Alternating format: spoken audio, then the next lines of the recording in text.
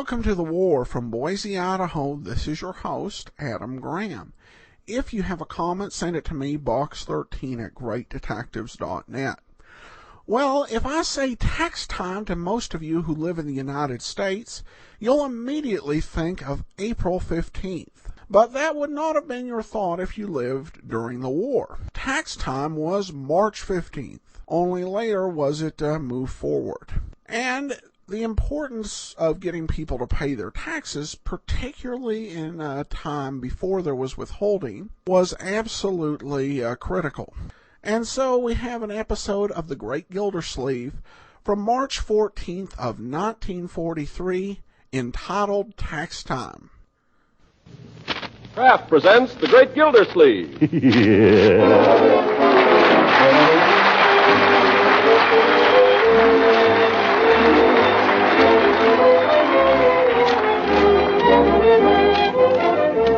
The Kraft Cheese Company, who also bring you Bing Crosby every Thursday night, present each week at this time Harold Perry as The Great Gildersleeve, written by John Whedon and Sam Moore.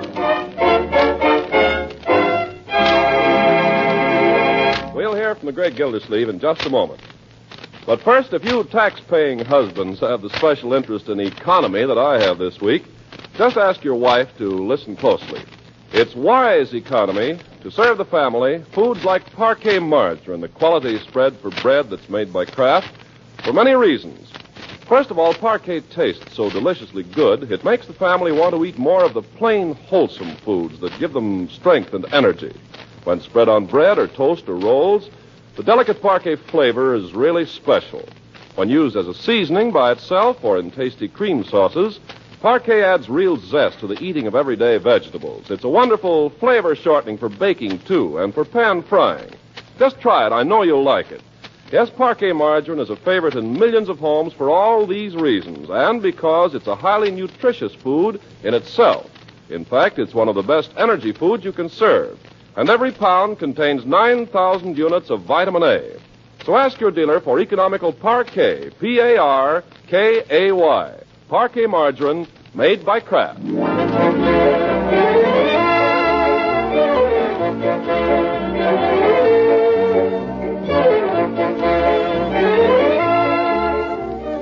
let's join our friend, the Great Gildersleeve. With the Ides of March almost upon him, he's barricaded himself in his den, where we find him now, alone with his conscience and his income tax return. There. Wait a minute. What's this? Computation of alternative tax. Use only if you had an excess of net long-term capital gain over net short-term capital loss, and item 23, page 1, exceeds $18,000. What does that mean? Well, I guess the $18,000 lets me out. Let's check through this once more, see if I've got everything. Salaries and other compensation. Dividends. Don't make me laugh. Interest on bank deposits, notes, etc. Wait a minute. That's savings account. What about the interest on that? Why bring that up?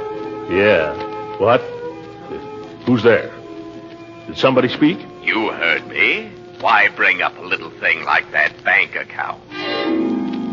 Who are you? Your conscience. Conscience? Well, long time no see.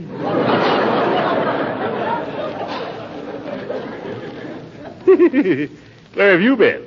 Oh, around. Well, look, about that savings account of mine, the interest on that is income. I'm supposed to report it. Gildersleeve, are you going to be a weak sister all your life? How are you ever going to get ahead that way? Well, I want to be fair. All right, be fair to yourself. Give yourself a break for once. If you don't, who will? I know, but... Listen, there are men in this town who make 4 and 5 times what you do. Let them pay their taxes. But it says right here, interest on bank deposits. All right, how are they going to find out? Well, I don't know. If they find out, all right, you pay.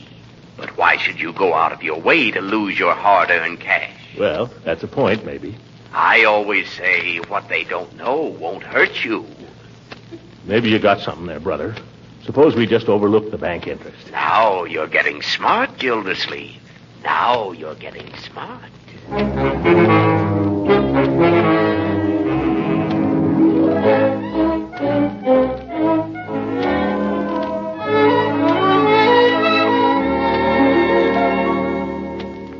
You guarantee this massage, do you, Floyd? When I get through with you, Judge, your face will be as smooth as a baby's. Well, if it ain't Mr. Gildersleeve. Greetings and salutations, Commissioner. How's chances for a haircut, Floyd? Come right in. I'll only be a few minutes. Just giving the judge a little massage here. What's the matter, Judge? You feeling a little under par today? Not too good. Been working pretty hard lately. This is a busy season for the legal profession. How about a little sun lamp, Judge? Take that unhealthy look off you. Who's unhealthy? Take the other chair there, Mr. Gildersleeve. Thanks. I can work on you while the judge is cooking here. Yeah, those old goats are tough. You have to let them cook a long time. There, how's that, Judge? Too hot for you? No, but what are you trying to do, blind me? Oh, I forgot. I'll put some cotton over your eyes. Yeah, stuff some in my ears, too, so I won't hear Gildersleeve. Yes. Better keep that mouth of yours shut, Judge. You'll get your tonsils sunburned. That's pretty good. Yeah, glad you liked it. Feeling pretty smug, aren't you, Gildy? Well, why shouldn't I? I've got my income tax all done. Not a care in the world. I'll be enjoying a pleasant weekend while the rest of you fellows are sweating over yours. You mean you got yours done already? Sure, all but mailing it. I tossed it off in a couple of hours. Listen, my friend, this year is no time to be tossing off income taxes. What do you mean? Well, they tell me the government's checking up on them twice as carefully this year. Oh, who told you that? Never mind. I heard. Oh, that Treasury Department, they're tough. That's the same as the G-men, you know. Well, I've got nothing to worry about. Like last year, there was a guy I knew over in Compton, had a shop there.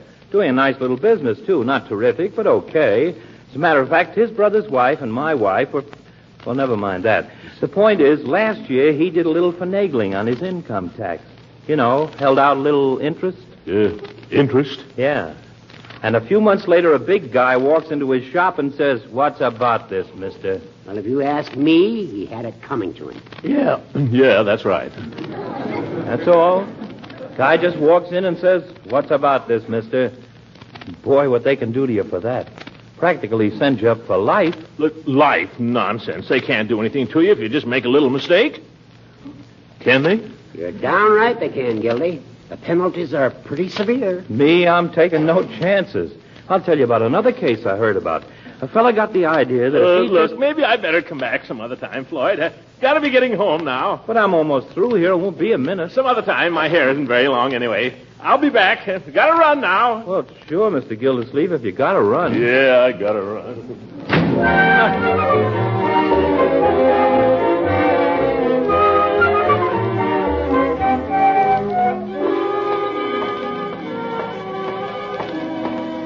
Say, Gildersleeve, what's your hurry? I'm not in any... who said that? Same old conscience.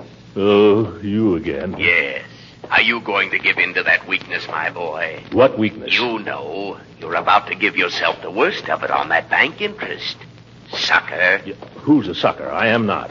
I'm not going to do anything of the sort. That's the way I like to hear you talk. Who's that? It's me. It's I. Leroy. What? What are you doing at my desk, young man? Have you been looking at my income tax return? No. What's the matter with it? Nothing. I wonder if the FBI would listen to a kid. What? Never mind, Leroy. I'm in a hurry. I want to get that return in the mail right away. In fact, if Mr. Gildersleeve? Oh, Mr. Gildersleeve, I'm so glad you came home. Could you give me a little financial advice, please? Bertie, I Oh, told... this ain't the finance company, Mr. Gildersleeve. This is a lot tougher than that. What's tougher than a finance company? Income tax man. You're right, Bertie, but your tax shouldn't be too difficult. Oh, no, sir. The tax part's easy. What's worrying me is these here reductions. The reduction? Oh, well, let me see your blank. Yes, it's out in the kitchen. I'll get it right away. Confound it. I haven't got time to fool with Bertie's taxes now. Say, Unc, as long as you're here, how about giving me a little help with my homework? No, Leroy. Homework is intended to be done by the child, not by the parent. But this is very timely, Unc. It's a composition for current events. On what topic? The privileges of being a taxpayer. I don't believe it. How about it, Unc? Can you help me? No, my boy. With that topic, you'll just have to use your imagination. And plenty of it. Here's my blank, Mr. Gildersleeve. Say, what does this mean right down here? Where? Oh. Check whether this return was prepared on the cash or accrual basis. Are they talking to me? Yes. I don't know who they're talking to, Bertie. That question has been on the form for 20 years. I bet even Morgenthau doesn't know the answer. Now, let's see.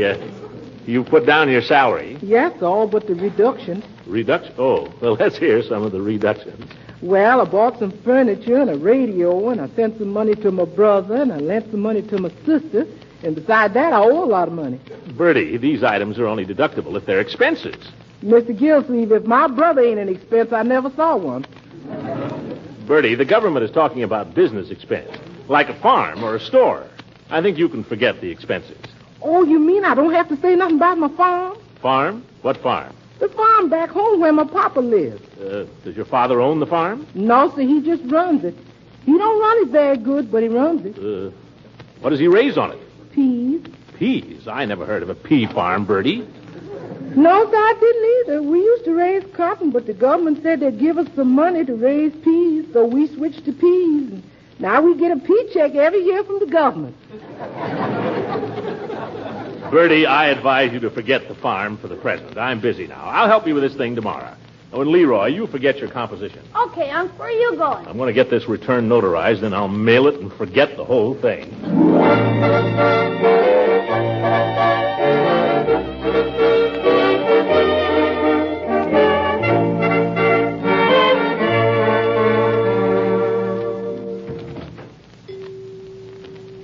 Hello, Peavy. What's that bell? Surprised you, didn't it? It's operated by an electric eye. It's just a new service for my customers. For your customers? Yes, if I'm asleep in the back of the store, it wakes me up. That's very remarkable.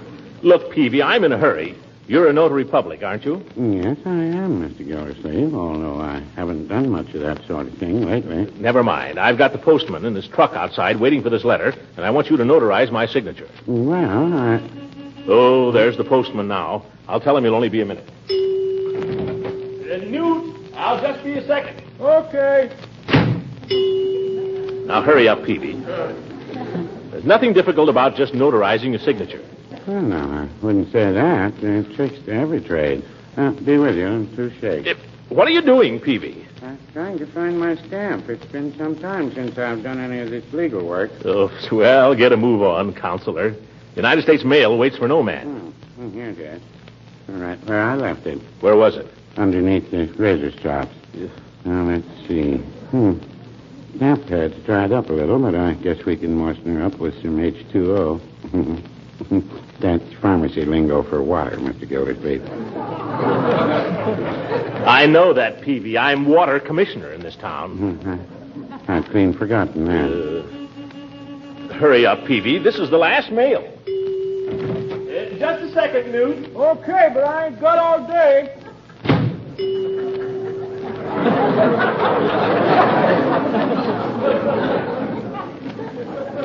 Now what, Peavy? It's working. There. See? Oh, given under my hand and seal as a notary public in this state on the blank day of blank in the year 19 blank. My commission expires on March 31, 1918. Peavy, you haven't been a notary for 25 years. Well, what about it? Yep, never mind, Newt. I can't make it today. Well,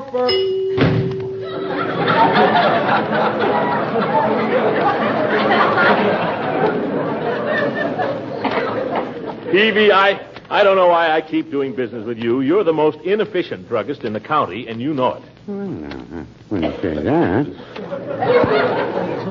What was it you wanted notarized anyhow, Mr. Gildersleeve? What do you suppose, Peavy? Monday's March the 15th. I wanted to notarize my income tax return. Well, I wish you told me that, Mr. Gildersleeve. It's not necessary to get them notarized this year. What? That's right. Here. Just look at the bottom of the form. Where? Oh, by George, you're right.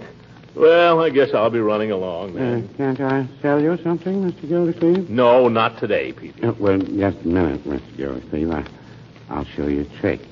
If you know how, you can step over the beam of this electric eye and go in and out without making a sound. Look. See? I fooled the beam. Peavy, you're a fool. The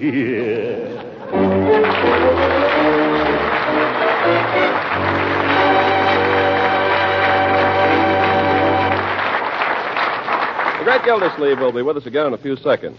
Meanwhile, a few homemakers are finding it harder than ever to serve food that combines the flavor your family wants with the nutrition they need. Let me suggest a food that's helping millions of families solve that very same problem. It's Parquet margarine, the delicious, nourishing spread for bread made by Kraft. Parquet has a delicate, satisfying flavor that makes it a just about perfect spread. And when used as a shortening, it makes delicious, crispy cookies. Parquet margarine is a wonderfully tasty seasoning for hot vegetables, too, and most good cooks prefer it for pan frying. You see, Parquet doesn't spatter or stick to the pan.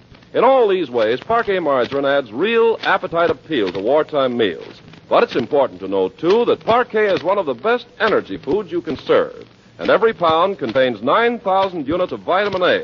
Now, if you can't buy Parquet the first time you try, it's because of wartime shortages and Parquet's growing popularity. But Kraft is doing everything possible to keep dealers supplied, and you should be able to get it soon. So ask for economical Parquet, P-A-R-K-A-Y. Parquet margarine made by Kraft.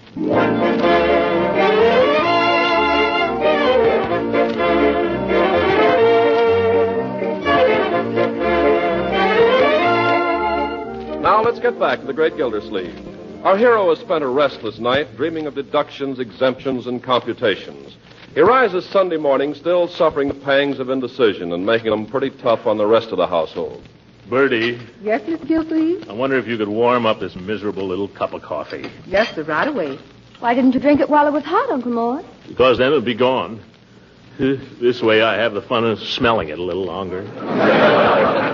You didn't eat much breakfast. No, my dear, breakfast doesn't mean what it used to on Sunday mornings. But you had everything you used to have. I know, but I feel guilty eating it. Unc, could you help me with my homework now? Leroy, I'm in no mood to compose a composition. Oh, please, Unc. Oh, I'm going to lie down and read the Sunday paper. But you haven't had your coffee. You could help me a little, Unc. I got a swell start on it. Start? Let me hear it. Okay.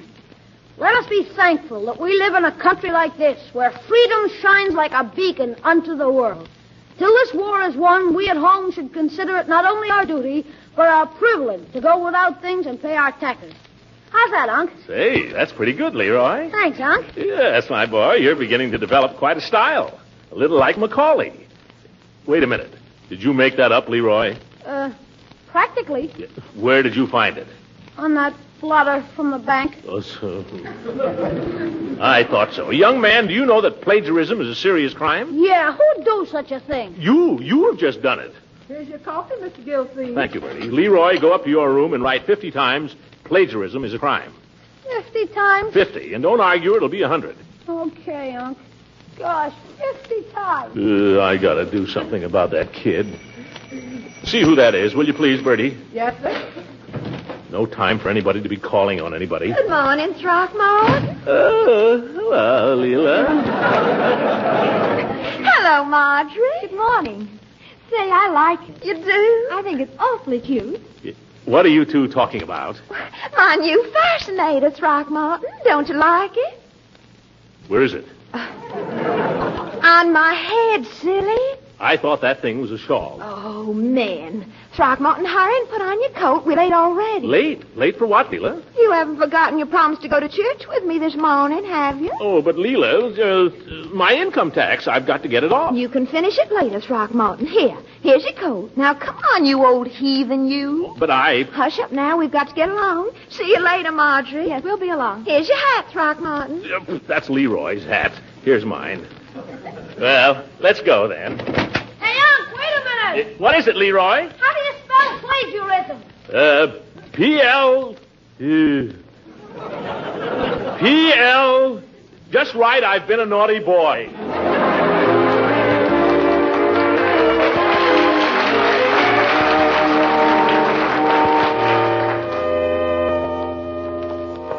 I thought it was such a worthwhile sermon today, didn't you, Throckmorton? Yeah. And Dr. Needham is such a fine-looking man. Don't you think so? Don't you think so, Throckmorton? Yeah. You know, when he stands up there and preaches, the way he looks at me, I just feel that everything he says is meant for me. Don't you, Throckmorton? Yeah. Throckmorton, can't you say anything but yes? Yes. I mean no. I mean yes. Oh, honey, what's wrong? You You haven't been yourself all morning. Tell Leela what's wrong. Oh. You seem so distant somehow. Well, I was just listening to the sermon, that's all. Well, I don't know what was so fascinating about the sermon. Oh, of course, I thought it was very worthwhile and all that, but the way of the transgressor is hard. I guess we all know that. I wonder if we do, Leela. I wonder if we do. Throckmorton, you're the strangest man. You're so moody. Just sat there all through the sermon staring at your hands and never once looked at me. I couldn't help noticing that George Bagby never once took his eyes off me, if it interests you. Interest? Well, I see it doesn't. Leela, don't misunderstand me, but I've got problems. Well, I'm sure I don't know what kind of problem would make a gentleman invite a lady to church and then be rude to her. I'm not being rude. I mean, I didn't mean to be. The sermon started me to thinking, Leela, that's all.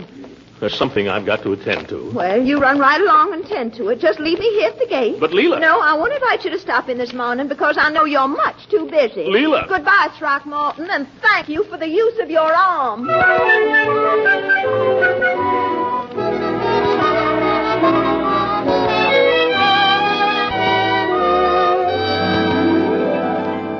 Bertie, when's dinner? Pretty soon now, as soon as your uncle and Miss Marjorie and Mr. Ben get here. What are we having?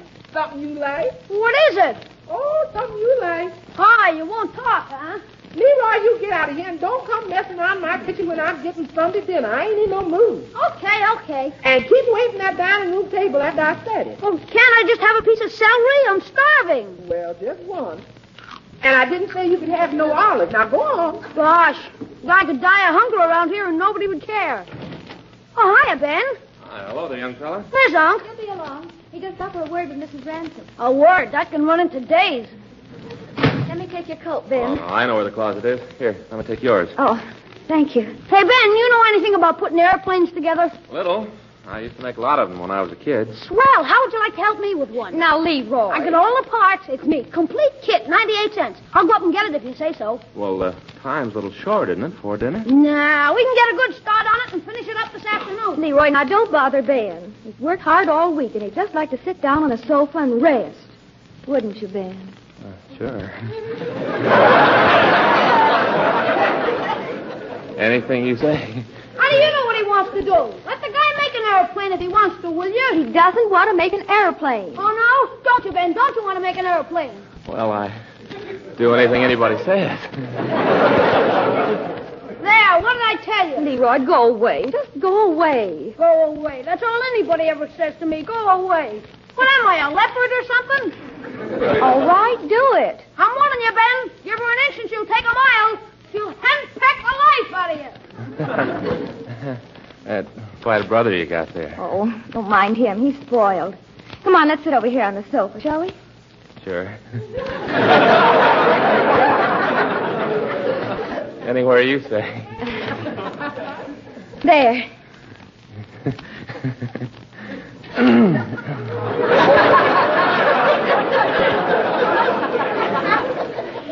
Now, what is it you were going to tell me? Well, I don't know what you're going to think of it. Well, why don't you ask me and find out?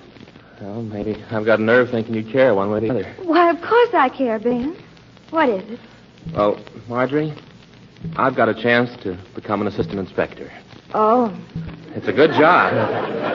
It's for quite a lot less money. Less? Yes, for the Army, sort of an inspector on Army contracts, I guess. Well, they must need people pretty badly, or they wouldn't take me. Well, not right away. I'd probably be working here at the plant, only I'd be working for the Army instead of for the company. Oh, then I think it's wonderful. I think you ought to do it. You do? Uncle Mort, is that you? Yes, me. Uncle Mort, guess what? Ben's been offered a job for less money. Well, that's fine. Or is it? It's for the Army. Plant inspector. Is that it, Ben? Well, it's not said or anything, Mr. Gildersleeve. They were just talking to me about it. I told him you ought to go ahead and take it. They're going to pay you less, you say? Yes, sir, but I figure after all, the boys in the Army are only getting $50 a month. That's right. Money isn't everything, as the saying goes. No, it's not. And I figure anybody who doesn't do anything he can to help these days isn't going to feel he's worth much. Oh, Ben, I'm proud of you. And I'm going to kiss you right in front of Uncle Mort. Oh, gosh. Aren't we proud of him, Uncle Mort? Yes, I'm proud of you, my boy. You're Lips are so red now, too.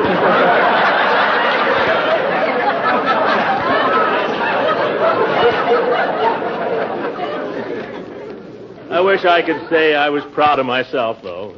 Will you excuse me for a moment? I'm going to the den.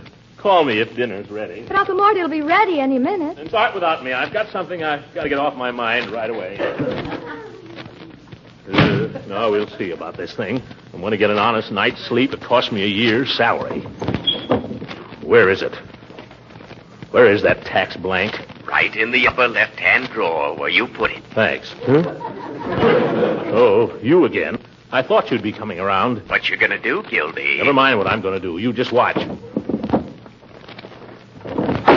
Gildersleeve, are you going to be a sucker all your life? Oh, go away and let me alone, will you? Now, Gildy, don't be like that. I'm your pal. I'm just trying to help you. Well, I don't need any help right now. Listen, pal, do you know what's going on right this minute, only 3 blocks from here? What? Judge Hooker, that pillar of the law. He just deducted $150 for a bad debt that never existed. That's a lie. Hooker wouldn't do a thing like that. Listen, that old goat... He may be an old goat, but he's an honorable old goat. Gildy, I'm trying to tell you that kind of thing is going on all over the country. Why should you be different? Listen, you can't talk like that about this country. You're not my conscience. Who the devil are you, anyway? Yes. Hitler? The devil, that's who you are. You're the devil. And what are you going to do about it? Well, I'll show you what I'm going to do about it. There. Take your dirty, crooked deductions and get out of here. No! Yeah. Now, interest on savings account, $2.16.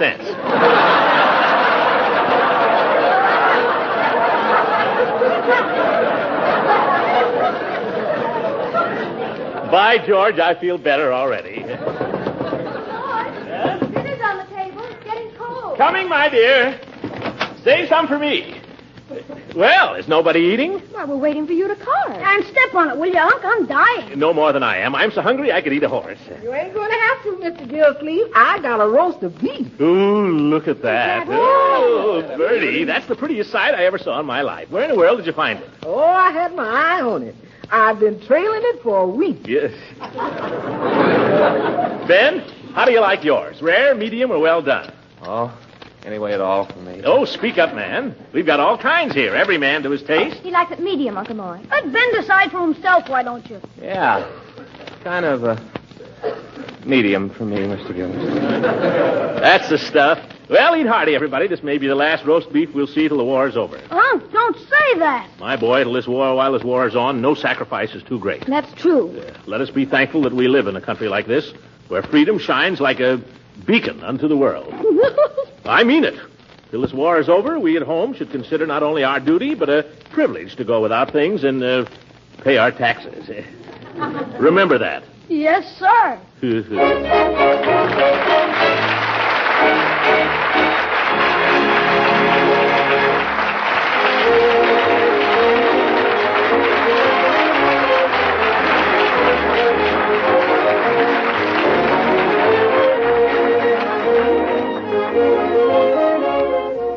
Ladies and gentlemen, I've been asked to give you a brief message of great importance. If you're a single man or woman and you earned more than $500 during 1942, you must make out an income tax report. If you're married and living with your wife or husband and you earned over $1,200 in 1942, you must make out an income tax report. You must mail your report before midnight Monday, March 15th. To make out one of these reports, all you have to do is go to any bank and ask for an income tax form. They'll give it to you and tell you where to mail it. Good night, everybody.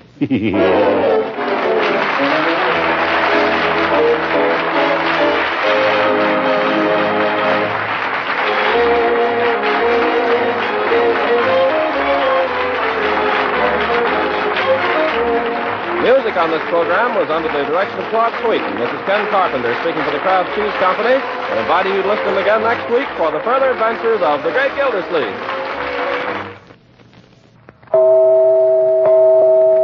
You women are having your shopping troubles these days. So let me tip you off to a quick solution for that main dish problem.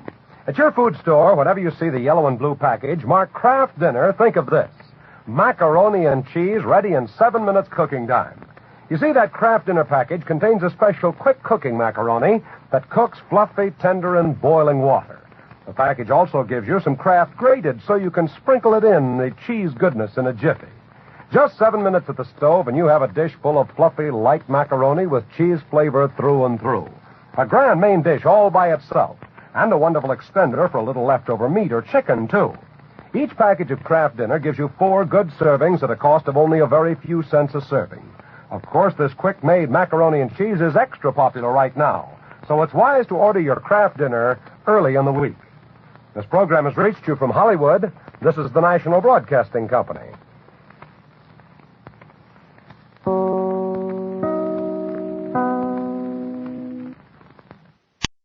Welcome back. This was a pretty interesting show.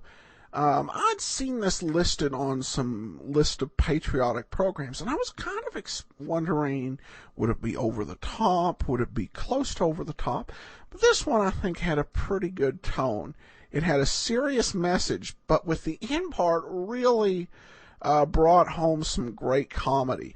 And when I heard that total of the $2.18, I laughed, even though I've been halfway expecting it, because I was wondering, how much could Gildy be putting away during the war with everything that they were doing in terms of buying war bonds? The answer is not that much. The amount that he was threading over was about $23, and assuming he was in the 42% tax bracket, which wouldn't be an unreasonable assumption, his total tax on that would be about $9 in our current money, or probably about $1 something in 1943 dollars. And that, I guess, is one of the funny things about taxes, because people often obsess over some way to get, $3 or $4 and then have to worry a bunch about it. But this brought home the importance of going ahead and paying the income tax, particularly with the war going on, and the importance of that to the nation's war effort. All right, well, that will finish us up that will do it for today. If you have a comment, email me, box13@greatdetectives.net. I welcome your story or that of loved ones who served during World War II. Ken Curlin provides our opening theme music, kencurlin.com. I am your host, Adam Graham. This series is provided as a service of the Great Detectives of Old Time Radio, greatdetectives.net.